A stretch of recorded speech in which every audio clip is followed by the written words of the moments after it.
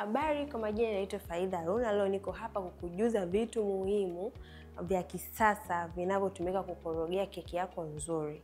Kifaa cha kwanza ni unakuwa na mixer, kuna hand mixer na stand mixer. Faida yake ya kwanza inakusaidia kukoroga au kuchanganya unga wako vizuri na kutoa keki yako ikiwa laini. Kifaa cha pili utakuwa na oven. Oven inakusaidia kujua muda, dakika na moto wako wa juu ambao keki yako itaiva juu, chini na katikati.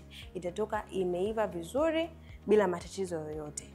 Hivyo ndio vifaa kuu viwili muhimu vinavyohitajika kubeki keki yako na ikatoka nzuri. Kwa hiyo wewe unaohitaji kupika keki usikate tamaa kwa vile huna vitu vya kupika keki. Vitu vingine vyote ni vitu vidogo vidogo vya nyumbani, unaweza ukapika keki yako na ikatoka vizuri. Kipindi kijacho tutaelezea jinsi ya kukoroga keki na jinsi ya kuona keki yetu inavyotoka vizuri. Asanteni sana, nawapenda. Ni mimi Faida Haruna. Bye.